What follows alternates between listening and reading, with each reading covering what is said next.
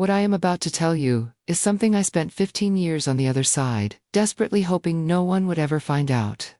Not a pastor. Not a theologian. Not someone who read about spiritual warfare in a book. I lived it from the inside. I was the one sending it. Okay, and right now, before you scroll past this thinking, you already know where it is going. I need you to understand something that most churches will never teach you from a pulpit. There is a reason some of you pray consistently, read your Bible, attend service faithfully, and still wake up exhausted. Still face the same doors closing. Still feel like something invisible is pressing against every forward step you try to take. You have prayed about it. You have fasted about it. And it has not moved. I know exactly why. Because I used to be the one placing it there. My name is not important right now. What is important is what happened to me on the night I directed the most powerful ritual of my entire career against a man I could not touch. A man whose faith did something to me that I still cannot fully put into words without my hands trembling. I ended up in a coma. And what I saw while I was there changed everything. Stay with me. Because what I am about to reveal is not a sermon. It is a confession. And it is going to answer questions you did not even know you were carrying. Before I tell you what happened that night, I need to explain something that most people on your side of this conversation have never been told. And I say your side intentionally, because for 15 years, I operated on the opposite side.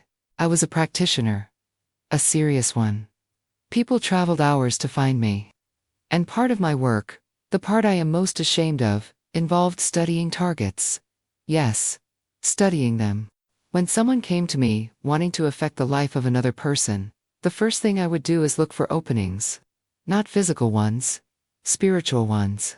And I want you to understand this clearly, because it matters more than you realize. The people who were hardest to touch were not necessarily the ones who prayed the loudest. They were not always the ones in the front row of church every single Sunday. What made someone difficult to reach was something much more specific than attendance or volume. I will get to that in a moment. But first, I need to describe something that I have seen far too many believers living inside of without recognizing it for what it is. You wake up tired even after a full night of sleep. Not physically drained. Something deeper than that. A heaviness that sits right in the center of your chest before the day even begins. You notice that certain areas of your life seem to reset. You make progress, and then something pulls it back. A relationship that was healing suddenly fractures again. A financial door that opened quietly closes with no clear explanation. A season of peace gets interrupted by a wave of confusion that seems to arrive out of nowhere. Most people blame themselves. They assume it is a character flaw. A lack of discipline. Maybe even God testing them. I should not be saying this so plainly, but some of what you have been calling a test was not a test at all. There is a reason experienced practitioners looked for specific patterns before attempting anything against a believer. Certain emotional states create access. Certain words spoken in frustration create access. Certain unresolved wounds that a person keeps returning to in their mind create access. We were not guessing. We were watching. And we knew that even a sincere Christian, one who genuinely loved God, could be affected if they were praying from a position they did not fully understand. That is the part nobody talks about. You can be saved, filled with the Spirit, and still be praying in a way that produces very little legal authority in the spiritual realm. Not because God is distant. Not because you lack faith. But because there is a dimension to spiritual position that most modern teaching skips entirely. The woman whose story I am about to finish telling you, the one who ended up in that hospital bed, was one of the most feared practitioners in her region. Decades of experience. A reputation that made other practitioners nervous. And she was stopped cold by one man, who was not louder, not more dramatic, not performing anything visible. What he was doing was something else entirely. And it is the same thing that made her ritual collapse back onto her with a force that put her body into shutdown. Stay with me. Because this is exactly where it starts to make sense. Her name was Diana. And for nearly 2 decades, she ran what most people in her region considered the most powerful spiritual operation they had ever encountered. She had inherited her practice from her grandmother. She had built it into something that drew desperate people from multiple cities. Couples wanting separation. Business owners wanting protection. People who wanted enemies removed permanently. He handled all of it, And she was very, very good at what she did. She also had a daughter named Grace. Grace had quietly started attending prayer gatherings, led by a pastor who had recently arrived in the city, a man named Elijah. And Diana noticed immediately that something about this man was different. Not because he was loud. Not because he had a large following yet. But because when his name came up, something in her spirit reacted in a way she had never experienced before. Her own guides became agitated. Her rituals started producing resistance, where there had never been resistance before. She lost clients. Her income dropped. Her influence weakened. And she could not explain it scientifically, so she decided to eliminate it. She gathered 6 of the most experienced practitioners she knew. They pooled their most powerful objects, their most dangerous rituals. And on the last night of the year, they performed what she described to me later as the most concentrated act of spiritual aggression she had ever participated in. 7 people, 1 target. Everything they had. Pastor Elijah did not die. Diana went into a coma before sunrise. Now here is what I need you to understand, and this is the part that changes everything. This is not simply a story about a powerful man of God surviving an attack. If that were the entire point, it would be an interesting story and nothing more. But what happened that night reveals a principle that most believers are completely unaware of, and the enemy is counting on that ignorance. The reason Diana's ritual collapsed was not that Pastor Elijah fought back. He did not fight back. He did not perform a He did not even know the full details of what was being done against him until after it was over. What he did was something that the kingdom of darkness has no legal answer for. He prayed in alignment. I know that sounds simple. Almost too simple. But stay with me, because this is where most believers make the critical mistake that costs them everything. The problem is almost never a lack of prayer. Diana had seen hundreds of Christians pray. She had observed people who prayed daily, who fasted regularly, who carried their Bibles everywhere. And some of them were still reachable because their prayer was sincere, but their spiritual position was misaligned. They were praying from a place of fear, or offense, or unresolved accusation that gave the enemy a legal foothold to work from. What Diana had never encountered, not in nearly 20 years of practice, was a man praying from a position of complete spiritual authority with nothing exposed. No bitterness. No fear. No secret agreement with darkness in any corner of his life. Just clean, aligned, authoritative prayer. And when her most powerful attack made contact with that kind of spiritual position, it had nowhere to land. The attack returned.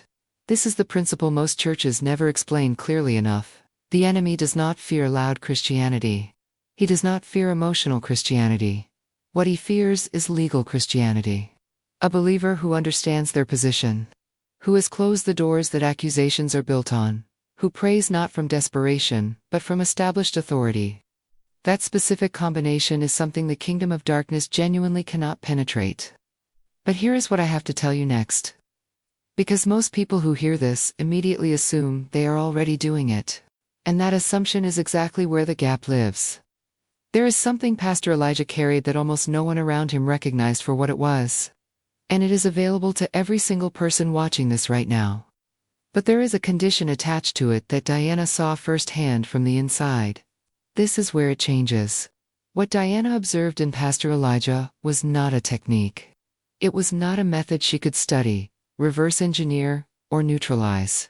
And that frustrated her deeply, because in nearly 20 years of practice, she had found a way around almost everything. Rituals could be countered with stronger rituals. Fear could be amplified. Wounds could be reopened. Even sincere faith could be undermined if the person carrying it had unresolved areas that created legal ground for accusation. But Pastor Elijah had none of that. And what she could not understand at the time, what she only came to understand after everything collapsed on her, was that his protection was not coming from what he was doing in the moment. It was coming from what he had already settled, long before the attack ever began. This is the part I need you to sit with. Most believers approach spiritual warfare as a reactive event. Something goes wrong, and then they begin to pray. Something feels heavy, and then they begin to fast.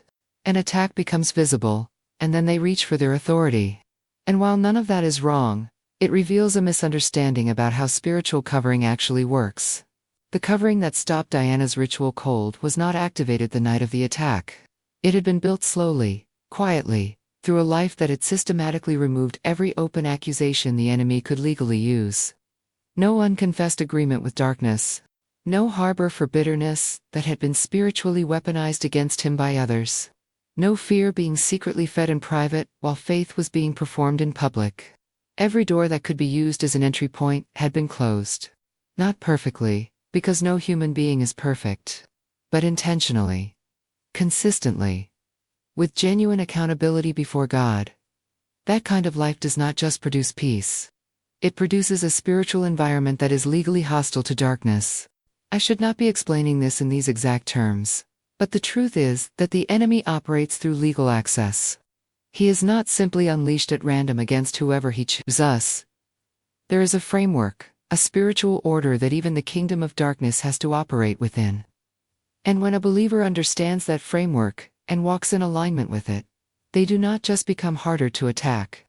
They become a surface that attacks cannot hold on to. Think about what Diana and her 6 associates experienced that night. 7 experienced practitioners. Decades of combined knowledge. The most powerful ritual they had ever collectively performed. All of it directed at one man. And instead of landing on him, it returned to the source. Because there was no legal access point to anchor it. Now here is where many believers unknowingly cancel their own protection without realizing it. And this is the part that I watched happen repeatedly from the other side. The part that practitioners actually looked for, because it was so consistent. A believer receives a breakthrough. Something shifts. A door opens that had been closed for a long time. And in that moment of relief, something subtle happens. The discipline that built the covering begins to relax. The intentional alignment that created the clean, spiritual environment starts to feel less urgent. The prayers become shorter. The accountability becomes lighter. The small agreements with fear and offense that had been carefully refused start slipping back in unnoticed. And what was an impenetrable position slowly develops cracks. Not because God withdrew. Not because the enemy suddenly became more powerful. But because the legal ground that had been cleared was quietly being reclaimed through inattention. Diana saw this pattern more times than she could count. A Christian who had been untouchable for months would suddenly become reachable again. And when she looked closely at what had changed, it was never dramatic. It was always small. A conversation held in bitterness that was never brought before God. A fear quietly entertained and fed in private. A wound reopened, and this time nursed instead of released. Small things. But in the spiritual realm, small legal access points are all that is needed. This is why Pastor Elijah could not be reached. Not because he was superhuman. Not because he had some gift or anointing that placed him in a separate category from other believers. But because he understood that his covering was not a feeling. It was not an emotional experience he accessed during worship. It was a legal reality he maintained through the choices he made every single day, in the moments no one was watching. And when Diana sent everything she had against that kind of position, the spiritual framework simply had nothing to accept the transfer. But here is what I have not told you yet. Because what happened to Diana inside that coma, the things she saw, the voices she heard, the moment everything she believed about her own power was stripped completely away. That is the part that will answer the deeper question. The question underneath all of this, that most people are actually asking but do not know how to put into words. Why does darkness fight so hard against a believer who is truly aligned? Stay with me. Because what Diana experienced in that hospital room answers that question in a way that nothing else can. Diana was in that coma for 21 days. Her daughter Grace never stopped coming to the hospital. Every single day. Sometimes twice. Security removed her repeatedly. Staff politely asked her not to return. And every time, she came back. She would kneel in the corridor outside her mother's room and pray in a low, steady voice until they made her leave. The nurses on the night shift noticed something they could not explain medically. On the nights Grace stayed the longest, the strange disturbances in Diana's room, the flickering lights, the equipment malfunctions, the unusual cold that had no mechanical source, all of it quieted down. One of the nurses told Diana about it afterward. She said it was the only way she knew how to describe what she observed. When the girl prayed, the room felt different. Diana could not hear any of this consciously. But somewhere beneath the surface of that coma, Something was reaching her. What she experienced during those 21 days was not a dream. She was very clear about that when she described it to me. It had a weight to it that no dream carries. A permanence. She found herself in a place of total darkness, surrounded by the sounds of voices she recognized. Not from her waking life. From her work. People she had directed rituals against over the years. People who had been genuinely harmed by what she participated in. Faces she had not thought about in years, looking back at her with an expression that had no mercy in it. And the entities she had served for nearly 2 decades were there as well. But they did not look the way they had looked during her rituals. There was no partnership in their presence. No mutual arrangement. No professional relationship between equals. What she saw standing in front of her in that place was something that had been hidden from her for the entire time she had served them. The contempt they had always felt for her. The calculation behind every exchange. The way she had been used as an instrument while believing she was a master. She told me that in that moment, everything she had built her identity on collapsed at once. The power she thought she possessed. The authority she believed she had accumulated. The carefully constructed belief that she was in control of the forces she worked with. All of it dissolved in seconds. And what remained underneath it was something she had not felt since childhood. A terror so complete and so honest that it stripped away every layer of protection she had constructed around herself over 20 years. She began to be pulled towards something she could not look at directly. A place further down in that darkness that she described as a weight rather than a location. Not somewhere she was going. Something that was pulling her into itself. And the voices of the people she had harmed were following her downward. Not with anger anymore, but with a grief that was somehow worse than anger. It was at that moment she heard Grace's voice. Not loudly. Not dramatically. Just a steady, quiet prayer coming from somewhere above her. Cutting through everything else in that place, the way a single light cuts through a room that has been dark for a long time. And what Grace was praying was not a demand. It was not a confrontation with darkness. It was simply a request. Spoken with a certainty that Diana had never heard in any voice before, including her own at the height of her power. She was asking Jesus to go in and bring her mother back. Diana told me that what happened next was the only moment in her entire life that she had no framework for. Nothing from her training. Nothing from her decades of practice. Nothing she had ever studied or witnessed or performed gave her any category for what she experienced in the next few seconds. A presence entered that place. Not from any direction she could identify. It simply arrived. And everything in that darkness responded to it, the way a fire responds to the removal of oxygen. Not with a fight. Not with resistance.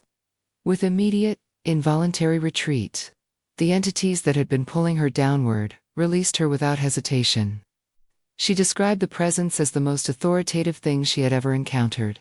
Not loud. Not aggressive. Not performing power the way she had always performed it. Just carrying it the way the sun carries light. Without effort. Without announcement. Simply as what it was. And in the center of that presence, she saw what she described as a man, calm, unhurried, with wounds on his hands that she could see clearly, even in that place. He did not condemn her. That was what undid her completely. After everything she had done, after the years of deliberate harm, after the families she had separated, the people she had directed death rituals against, the daughter she had expelled from her home, for choosing something true over something familiar. After all of it, the first thing she encountered in that presence was not judgment. It was recognition. He looked at her the way someone looks at a person they have been searching for. And when he spoke, what he said was not a list of everything she had done. It was a question. One question. Whether she wanted to come out of that place? Diana told me she did not feel worthy to answer yes. She was certain that what she deserved was to continue downward into whatever that weight below her was. But she also told me that the presence did not ask her about worthiness. It asked her about willingness. And that distinction broke something open in her that had been sealed for 20 years. Now I need to slow down here.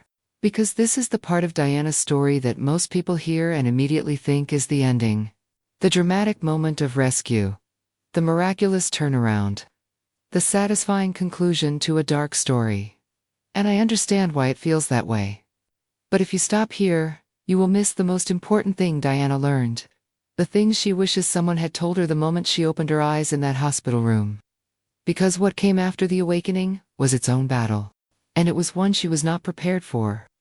When Diana came out of that coma, the darkness did not simply accept the loss and withdraw quietly. What followed in the weeks after her conversion was a sustained, calculated pressure designed to undo exactly what had happened in that hospital room. Not through dramatic spiritual warfare that she could identify and confront directly. Through something far more subtle and far more dangerous. Her mind. The memories of everything she had done replayed with a relentless consistency that she described as almost unbearable. Not as conviction leading to healing, but as accusation designed to produce shame so heavy that moving forward felt impossible. Voices, not audible ones, but thoughts so persistent and so specific that they felt like a presence. Telling her that what she had experienced was not real. That she was too far gone. That the things she had done placed her in a category beyond the reach of what she had encountered in that coma. Then came the dreams. Vivid, disorienting, carefully constructed to remind her of her former identity. Former associates reaching out with casual familiarity, as though nothing had changed.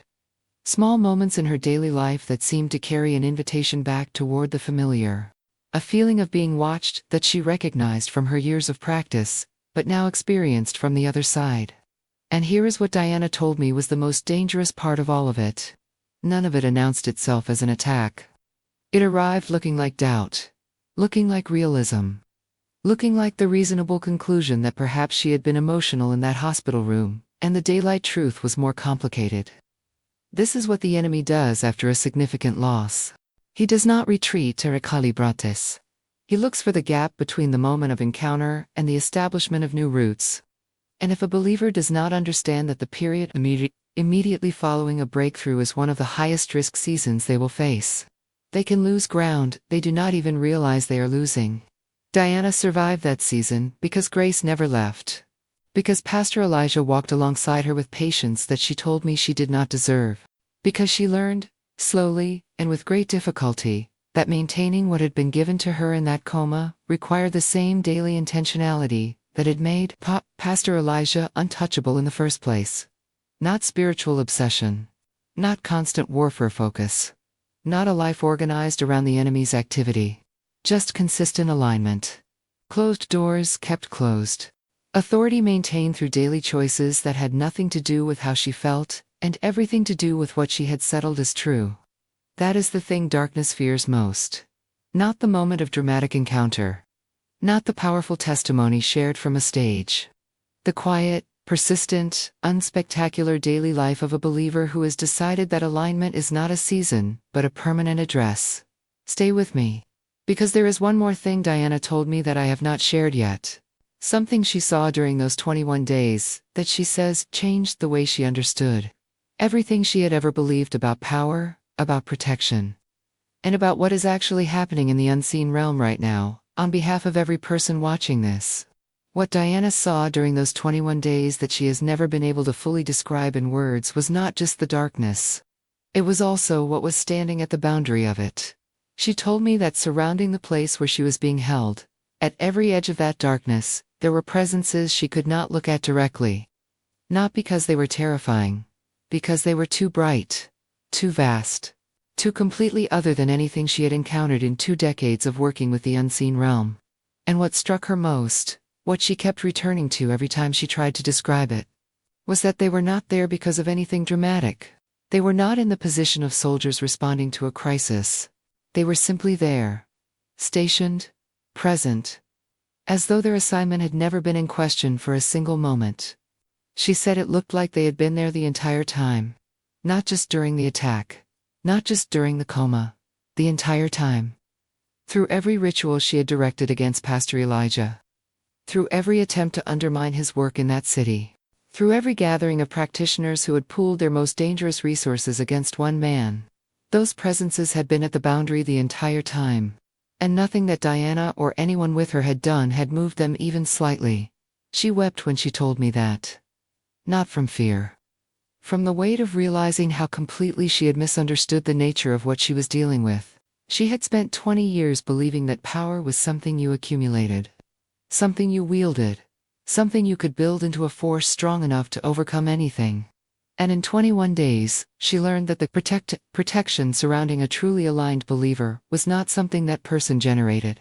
It was something assigned to them from a position so far above the spiritual hierarchy she had operated in, that her most powerful rituals had never even been in the same category. She had not been fighting a man. She had never been fighting a man.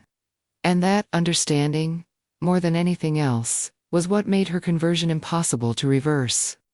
I want to say something directly to you now. Not as a dramatic conclusion. Not as a performance. Just as someone who has spent time on both sides of this, and understands in a way that most people do not, what is actually at stake in the life you are living right now. You were never meant to live under the weight of constant spiritual pressure. You were never designed to move through your days with that low, persistent sense that something is working against you, and you cannot quite identify what it is, or why your prayers seem to meet resistance. That was not the life that was prepared for you. And the reason I say that with confidence is not optimism. It is because I have seen from the inside what a life in genuine alignment actually looks like, to the kingdom of darkness. And it does not look like a target. It looks like a closed door.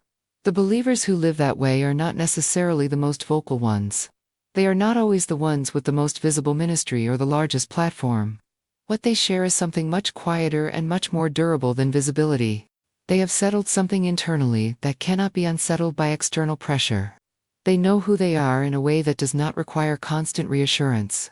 They maintain their position not because they feel powerful, but because they have decided that alignment is not optional and not seasonal. That decision is available to you right now. Not after you have cleaned everything up perfectly. Not after you have resolved every wound and answered every theological question you are carrying.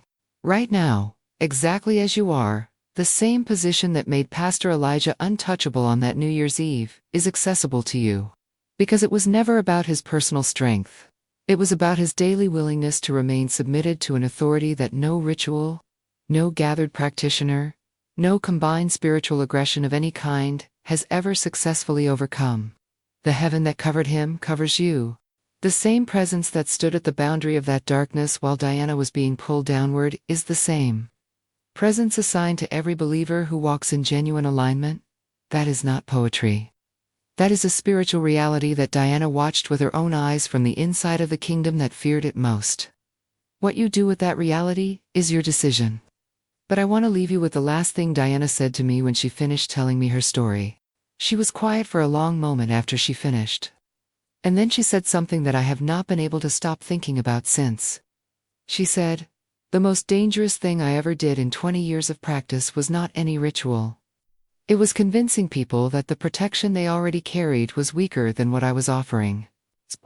Because if a believer truly understood what was standing on their behalf, nothing I ever built would have had anywhere to go. You already carry more than you have been told. Walk in it." If this reached something in you today, take a moment before you move on to sit with what was said here. Not every truth needs to be immediately discussed or shared. Some things need to be received quietly first. There is more where this came from, and if you are finding this for the first time, there is a reason this came across your path today. The door is not closed. It is waiting.